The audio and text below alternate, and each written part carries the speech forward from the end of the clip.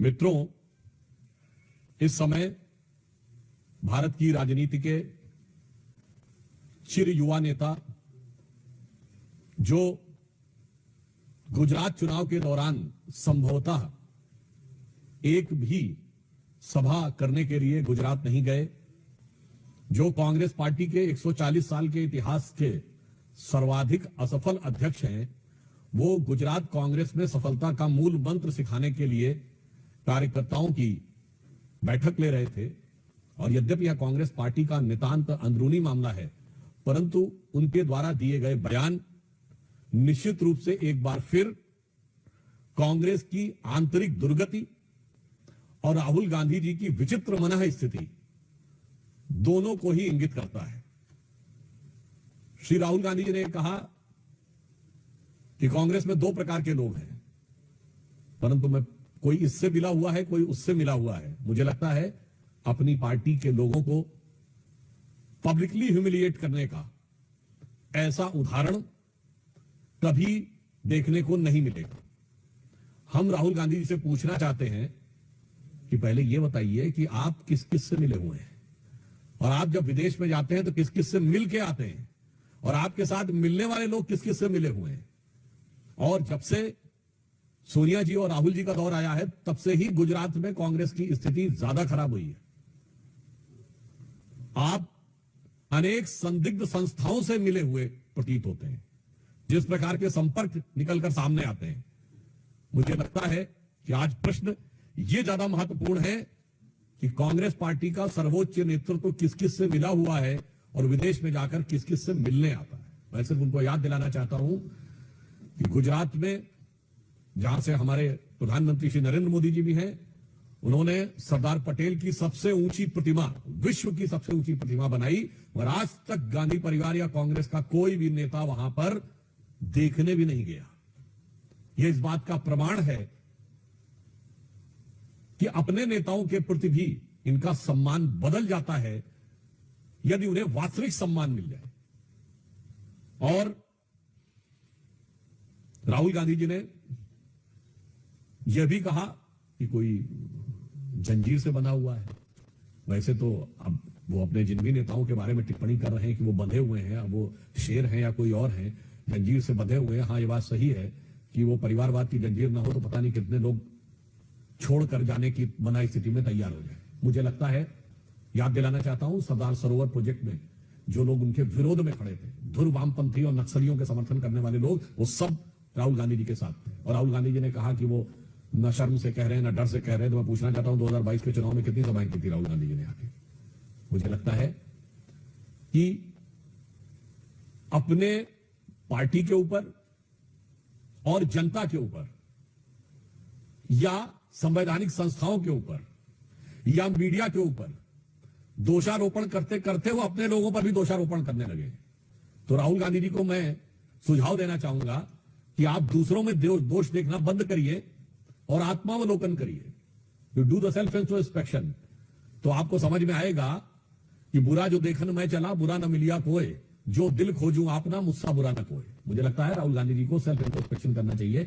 वो देश की हर संस्थाओं के ऊपर, देश की संवैधानिक संस्थाओं से लेके, देश की सरकार से लेके, जनता, माननीय प्रधानमंत्री जी, और अब अपनी पार्टी के लोगों को भी अपशब्दों का प्रयोग करने लगे। इसीलिए मैंने कहा यह कांग्रेस के अंदर की दुर्गति और राहुल गांधी जी की बिगड़ती हुई मनः स्थिति का प्रमाण है। दूसरा विषय यह है कि कर्नाटक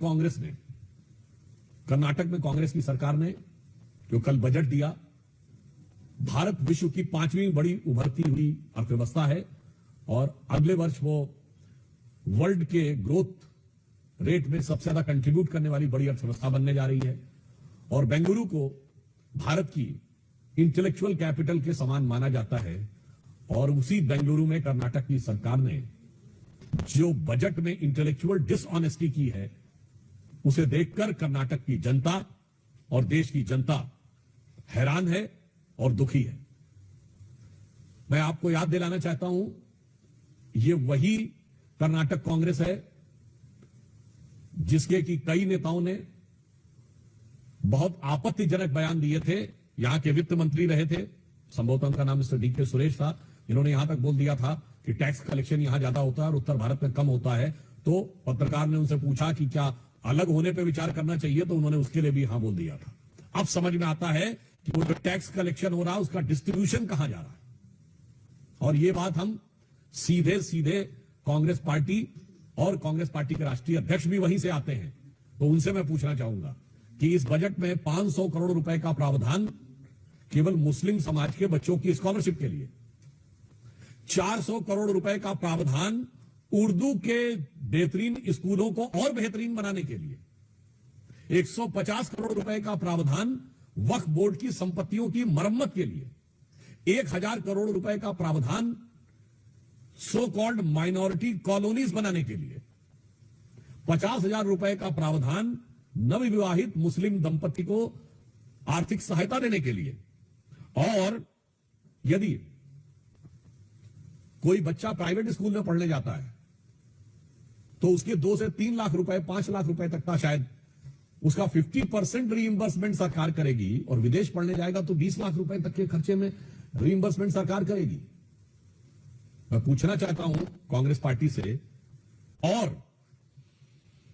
कांग्रेस पार्टी के राष्ट्रीय अध्यक्ष जो कर्नाटक से ही आते हैं, जिन्होंने कहा था कि कुंभ में स्नान करने से क्या लाभ है, उनके अरमान इतने जगह हैं कि बेंगलुरु में हज हाउस का भी निर्माण कराएंगे। मैं उनसे विनम्रता से पूछना चाहता हूं कि अगर आप अल्पसंख्यकों के लिए बात करना चाहते हैं तो इसमें बाकी अल्पसंख्यकों के लिए क्या है, सिखों के लिए क्या है, जैनों के लिए क्या है, पारसियों के लिए क्या है, यहूदियों के लिए क्या है, इसका साफ साफ उन्हें बताना चाहिए, जो बहुत छोटी मिनिस्क्यूल माइनॉरिटीज हैं।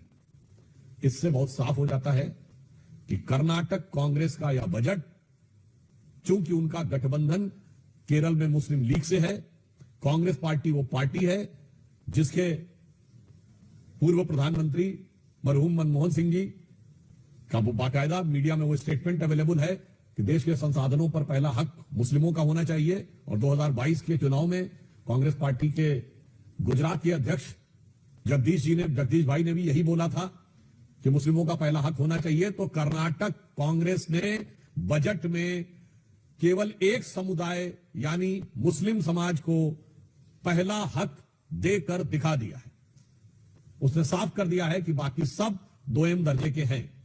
केरल में उनका मुस्लिम लीग से गठबंधन है, तो अब लगता है कि कांग्रेस की मानसिकता जो पहले से ही एक पक्षी एकांगी थी, अब उस पर पूरा लीगी प्रभाव आता जा रहा है। इसलिए कर्नाटक के बजट को यदि लीगी बजट कहा जाए तो अतिशयोक्ति न होगी। तो मैं कांग्रेस से पूछना चाहता हूं कि कर्नाटक का यह बजट आपने क्या मुस्लिम लीग के प्रभाव में दिया है, और या केरल में अगले साल होने वाले चुनावों को ध्यान में रखते हुए कर्नाटक के टैक्स पेयर के पैसे से आपने केरल में अपने गठबंधन सहयोगी को संतुष्ट करने का प्रयास किया है। और तीसरे बिंदु पे जहां से प्रारंभ किया था वही मैं कहना चाहूंगा, राहुल गांधी जी ने गुजरात में कहा कि कांग्रेस के 2 बड़े नेता हुए गुजरात से, सरदार वल्लभ भाई पटेल और महात्मा गांधी।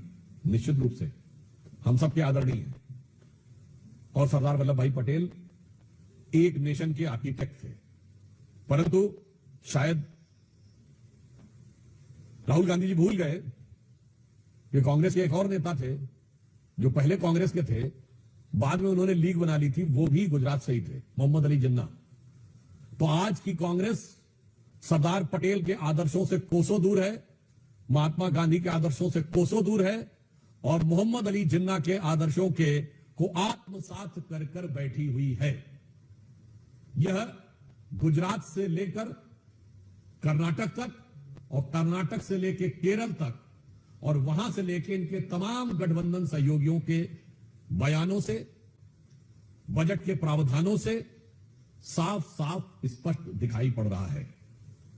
इसलिए हम देश की जनता से कहना चाहते हैं कि कांग्रेस पार्टी, ऐसा प्रतीत होता है कि सबकी आलोचना करते हुए अपनों की भी आलोचना करने लगी है, और कर्नाटक के बजट ने बिल्कुल साफ कर दिया है कि किसी दौर में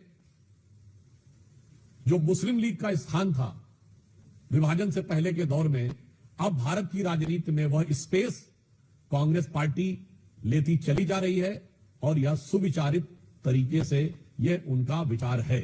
जो रामलला को प्रणाम करने अयोध्या नहीं गए, जो कुंभ में स्नान करने प्रयागराज नहीं गए, उन्होंने ही कर्नाटक के बजट में सारे प्रावधान करके अपने अनुमानों को पूरी बेबाकी के साथ भारत की जनता के सामने रख दिया है।